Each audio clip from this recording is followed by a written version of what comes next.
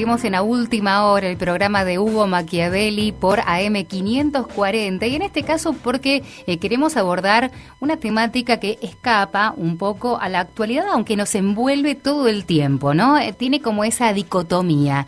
No es de las noticias que tratamos todos los días, pero todo el tiempo estamos relacionados con el avance tecnológico y cómo influye en los seres humanos, en nuestra vida cotidiana.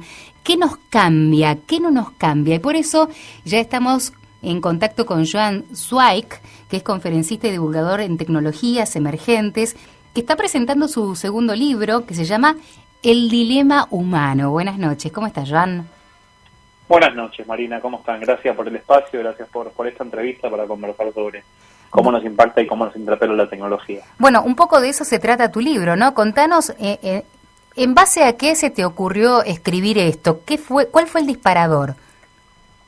A ver, hoy en día la tecnología es transversal a toda nuestra vida cotidiana, ¿no? Nos de alguna forma genera mediaciones en los vínculos, genera mediaciones en la educación, genera mediaciones en el trabajo y de alguna forma este avance fugaz de la tecnología con esta evolución tecnológica cada vez más exponencial trae consigo también muchas preguntas. Es un libro que yo escribí durante la pandemia, que de alguna forma la pandemia del COVID-19 nos arrasó como si fuese un tsunami, sí. y quizás lo que no sabíamos era que iba a generar una cantidad de cambios fenomenales en estructuras muy profundas, y de alguna forma, este libro de alguna forma tiene como hueso, o como gran pregunta, ¿qué tipo de humanidad estamos encaminando en un mundo donde pareciese que el humano queda en segundo plano, ¿no? Donde las relaciones afectivas, sociales son cada vez más frágiles, son cada vez más fugaces, donde pareciese que en una gran parte de la sociedad piensa más como máquinas que como humanos. Entonces, hoy en día yo creo que nos debemos un gran cuestionamiento a la tecnología, al mundo tecnológico, porque claramente ya no somos humanos vírgenes, somos humanos tecnológicos.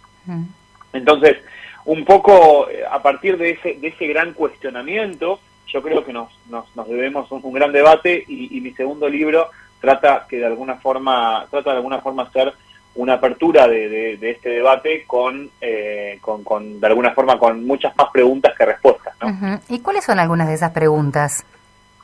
A ver, yo trato en el libro de hacer una arquitectura, ¿no? Desde estructuras quizás muy grandes como lo es la política o el poder o el capitalismo que se está transformando, que está en jaque hoy en día, hasta desde lo más amplio a lo más particular, ¿no? Como pueden ser los vínculos amorosos o los vínculos entre amigos, ¿no?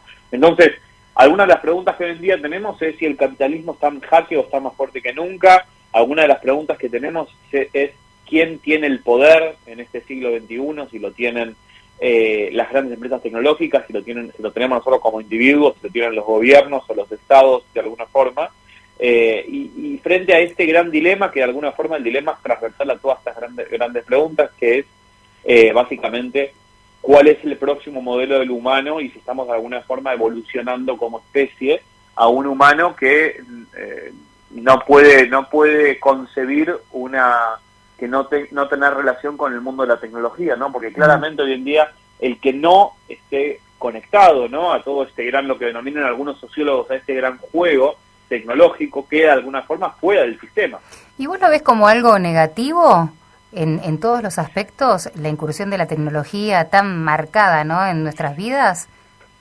A mí me parece que hoy en día el primer puente que hoy en día tenemos que pasar es no glorificar, es decir, no condenar ni demonizar ni hacer una apología a favor de la tecnología, ¿no? La tecnología es una herramienta y como tal somos básicamente nosotros como especie tenemos como diferentes roles, ¿no? A veces tenemos roles de consumidores, a veces tenemos roles de víctimas, a veces tenemos roles de productores, ¿no? En el mundo de la tecnología. Creo que no tenemos ni que condenarla ni glorificarla. Hoy pareciese que la tecnología tiene como dos grandes religiones, ¿no? Una religión quizás más apocalíptica, más de la escuela de Terminator o de Black Mirror, que dice que la tecnología nos va a terminar desplazando a todos, dejando desempleados y haciendo a todos más infelices. Y por otro lado, una religión quizás mucho más integradora, diría Humberto Eco, que es la religión quizás de los supersónicos o de Wall-E, que son básicamente aquellos que creen que la tecnología es la salvación a todos los problemas de la especie. Entonces, yo creo que no hay que son dos posiciones tan antagónicas, ¿no? Sí, son dos posiciones muy antagónicas. Quizás estamos en un punto medio, me parece a mí. Pues, ¿vos lo ves también así? A ver, yo siento que estamos transitando un momento de la especie donde tenemos un nivel de prosperidad y accesibilidad y quizás la pandemia del COVID-19 fue un claro ejemplo del rol que tuvo la tecnología, ¿no? Porque se demostró claramente la importancia de la tecnología y de aplicar tecnología críticamente para poder resolver una pandemia de índole global. Tuvimos récords a nivel científico históricos en relación a la pandemia del COVID-19, pero también surgen muchos interrogantes, ¿no? Porque hoy pareciese que estamos en un mundo donde la religión es la productividad, es la religión de muchos, y pareciese que los encuentros físicos o los abrazos quedan en segundo plano, ¿no? Entonces, yo siento que hoy en día una de las grandes tesis que estamos viendo es que, o uno de los grandes miedos, ¿no?, que hoy en día tiene el ser humano, es de que la humanidad o que la especie del ser humano tal como lo conocemos hoy en día esté en vías de extinción, ¿no? Que se esté virtualizando, que se esté despersonalizando. Entonces, yo no trato de tener una postura crítica y no tener una postura tan extremista, ¿no? Porque lo que pasa con los extremos es que no nos permiten dudar. Entonces, me parece que hay muchos procesos de lo humano que la tecnología activa. Ahora tenemos que comprender cuáles son los límites y cuáles son los marcos para poder activarlos, ¿no? Claro, bueno, justamente las posturas radicalizadas nunca llevan a ningún buen puerto, ¿no? Hace falta mirar un poquito lo que pasa en otros lugares y aquí mismo para darnos cuenta que esas posturas que están de un lado o del otro de la grieta sea de lo que sea, no han servido para mucho. Lo cierto es que sí, creo, por lo que puedo observar también, que la tecnología en algunos aspectos y a raíz de la pandemia llegó para quedarse. De hecho, me doy cuenta que hay muchas carreras universitarias o terciarias que hasta hace poco tiempo se dictaban de manera presencial y ahora se ha pasado o a un sistema mixto o incluso a la virtualidad plena.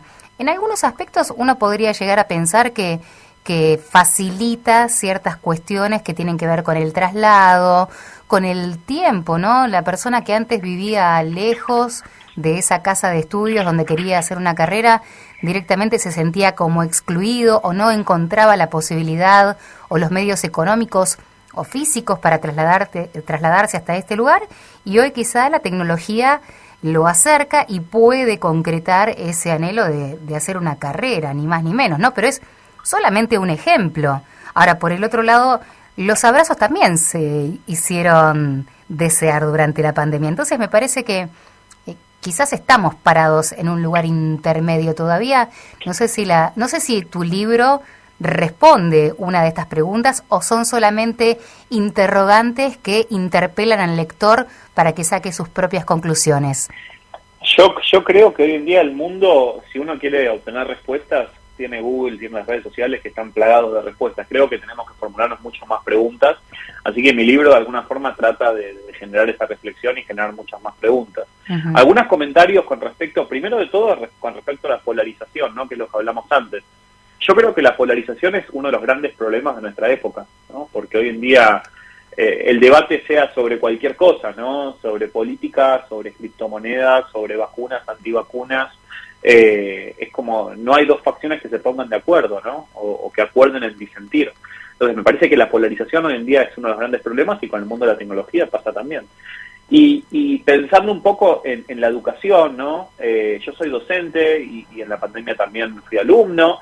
Y hay una frase que también circula mucho en internet, que es que hoy en día tenemos una escuela, una institución educativa pensada para el siglo XIX, con docentes del siglo XX y con alumnos que hoy en día están transitando un siglo XXI, que muchas veces no obtienen las habilidades necesarias para poder desempeñarse o agregar valor en el sistema económico y en el sistema de orden mundial que estamos transitando hoy en día.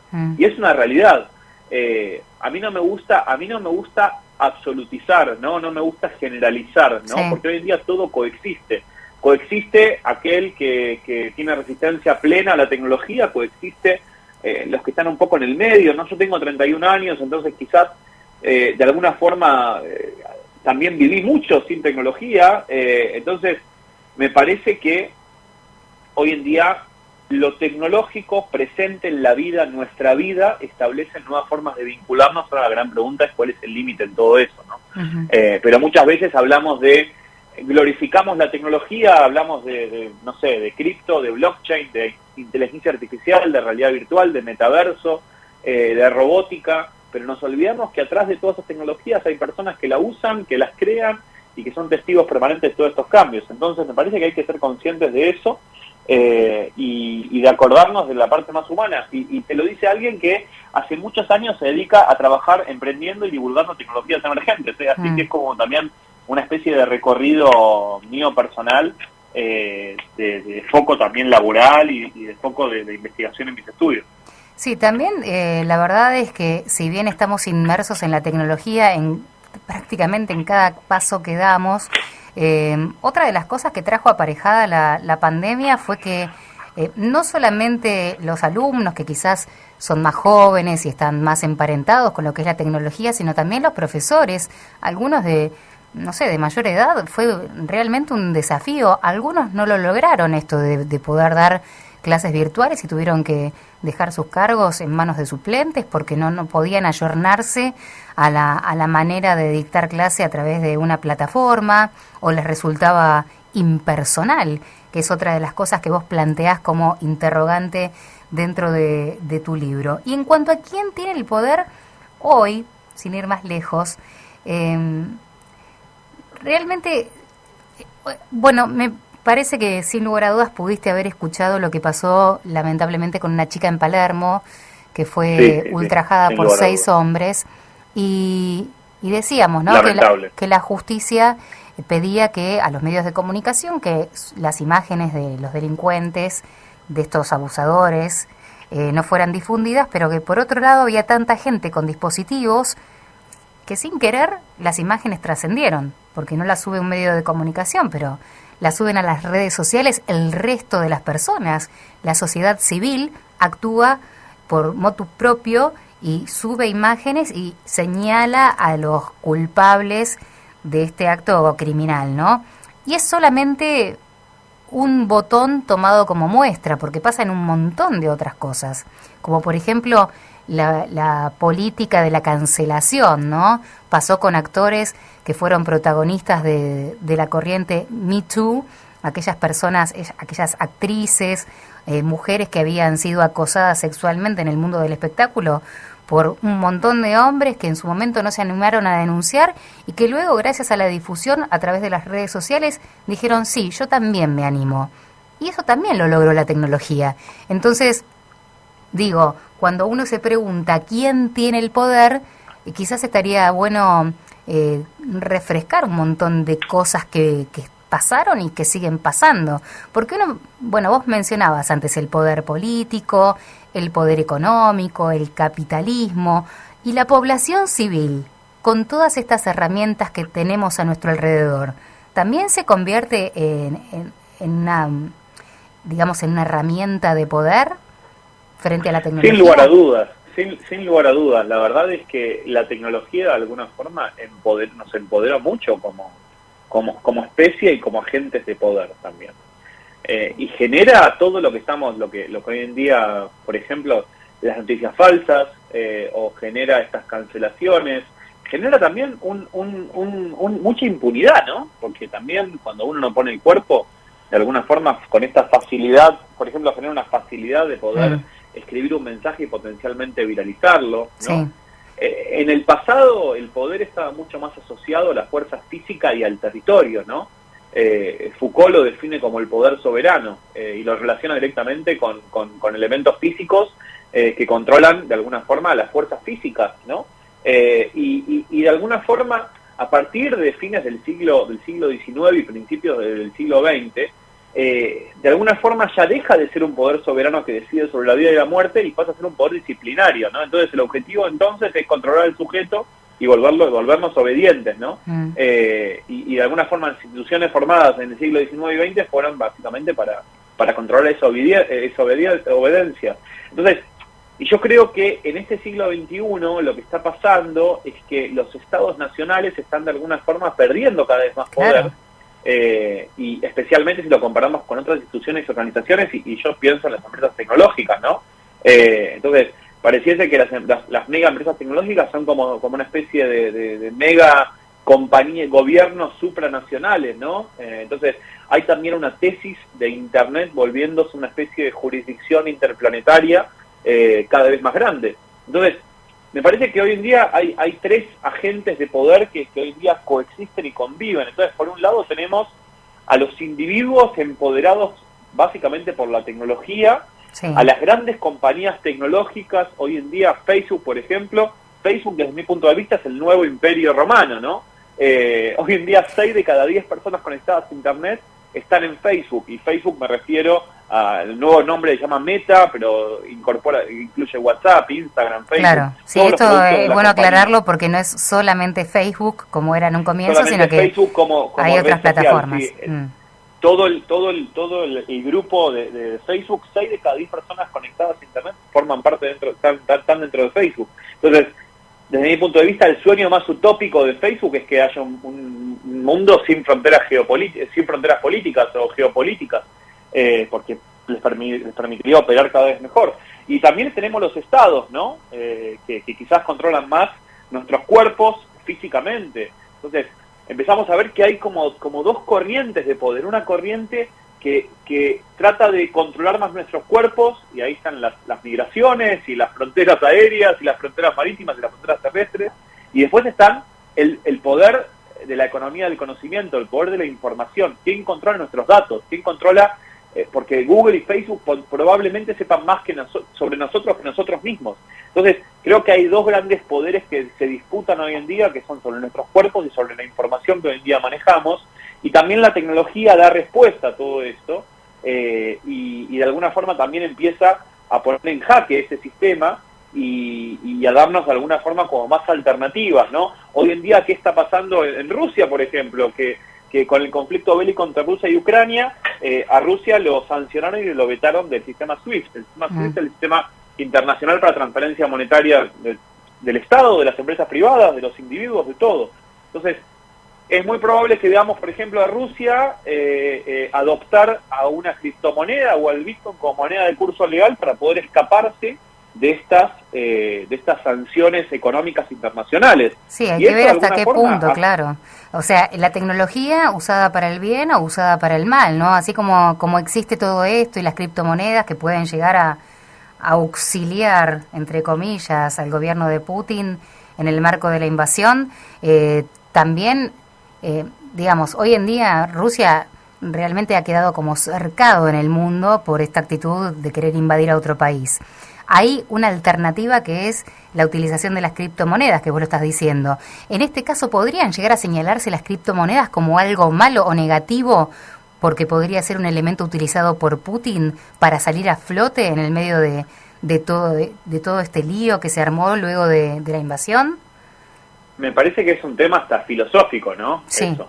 Porque la tecnología es una herramienta y como tal puede ser utilizada para una gran cantidad de fines, ¿no? Cuando se inventó la bomba atómica, lo último que se pensó fue en Hiroshima y Nagasaki.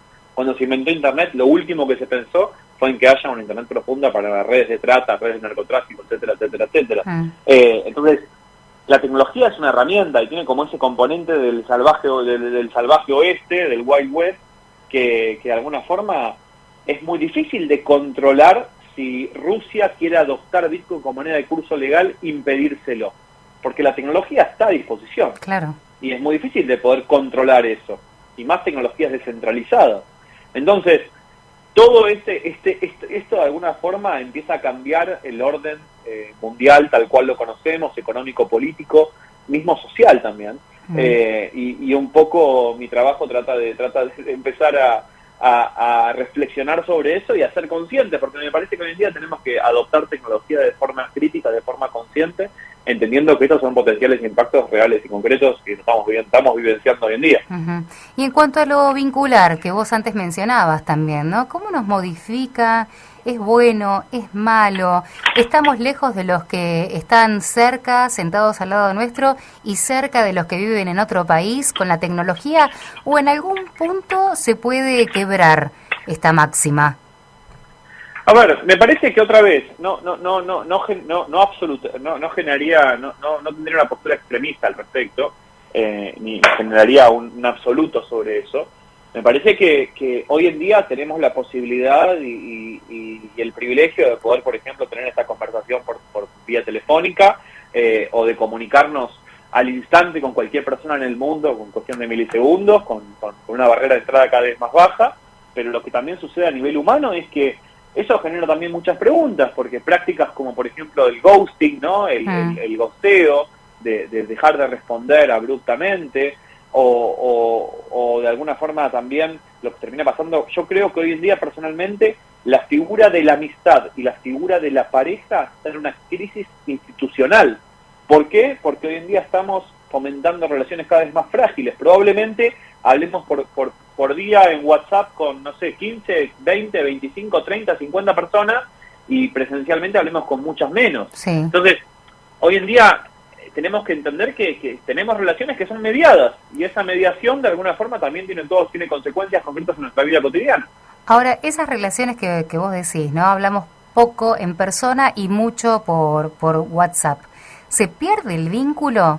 ¿O cuando uno se encuentra con esa persona, el vínculo sigue estando como era antes, pero solamente que durante el día, por las ocupaciones, por el trabajo, por la distancia, usamos la tecnología a nuestro favor y a nuestra comodidad para poder comunicarnos? Yo creo que hoy en día también eso es muy depende de cada uno, ¿no? Yo creo que, por ejemplo, una persona que pone el teléfono en la mesa cuando está en una cena, cuando está en una reunión con amigos, en una reunión con un almuerzo familiar, lo que fuese, estás diciendo indirectamente que lo que está sobre su teléfono, lo que puede llegar a pasar, es más importante la persona que tiene enfrente. Uh-huh. También eso básicamente es producto de una sociedad cada vez más ansiosa, de una sociedad donde si yo no respondo por WhatsApp por más de una hora me pasó algo catastrófico. Entonces, y una sociedad de alguna forma donde se fomenta todo muy a corto plazo. Ay, la inmediatez. Mucho sí. La inmediatez, y algunos denominan que estamos en la sociedad de la gratificación instantánea, ¿no? Yo quiero la gratificación constantemente. Y esa gratificación instantánea de alguna forma tiene sus consecuencias, ¿no? Entonces, es parte un poco el juego que hoy en día estamos transitando. Me parece que tenemos que establecer límites, ¿no? No todo es para todos, y hay que empezar a encontrar los límites en ese sentido. Bueno, y también me parece que si uno ahonda un poquito en este análisis que estamos haciendo, no sé si a todas las franjas etarias este tipo de comportamiento vincular les atañe por igual, porque hay un segmento, me pasa, tengo un hijo adolescente, y me pasa que lo veo en reuniones con sus amigos y están todos con el teléfono en la mano. Sin tu tía, es así.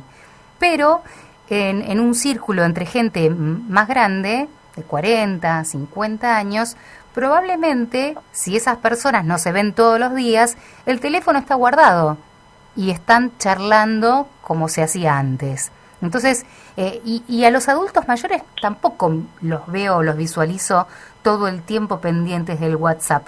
Me parece que, al contrario, son personas que muchas veces se les recrimina: ¿para qué tenés celular si no lo usas nunca, no? O contestá el teléfono, que no sé si te pasó algo, como vos decías, ¿no? Te pasó algo catastrófico porque no respondiste durante una hora por WhatsApp. Según tu análisis, ¿esto a las diferentes edades les toca de distintos puntos o de distintas maneras? Sin lugar a dudas. Es esto de empezar a entender cuáles son los vínculos con lo tecnológico, ¿no? Dependiendo cada edad, cada rango etario, ¿no? Para algunos, yo por ejemplo, soy optimista en que la pandemia de alguna forma hizo una reducción de la brecha digital, ¿no? Porque hoy en día tener una videollamada por WhatsApp, o una videollamada de Zoom o por Meet es una práctica cada vez más común, ¿no? En ese sentido. Entonces, por ejemplo, eso en la gente quizás más de segunda o tercera edad, de alguna forma, pero en los más jóvenes también de alguna forma es hasta dónde estoy en la conversación de WhatsApp y hasta dónde estoy en la escena real, ¿no? Entonces, sí. siento un poco eso, yo como que trato de trabajar en ese balance, ¿no? En hasta dónde estoy en el lugar, en el espacio-tiempo que estoy habitando en la presencialidad, en la realidad, y hasta dónde estoy en esta dimensión virtual. Hoy en día yo creo que habitamos una dimensión híbrida, no es ni una ni la otra, está fusionada esa dimensión. El dilema humano. Algunas de las conclusiones que sacamos en esta conversación con Joan Zweig, conferencista y divulgador en tecnologías emergentes, que está presentando justamente su segundo libro que se titula así, El dilema humano. Muchísimas gracias, Joan, por este contacto, por este tiempo y por todas estas expresiones y pensamientos que pudimos vertir aquí. Muchísimas gracias, a disposición para cuando quieran ampliar cualquiera de estos temas. Hasta luego.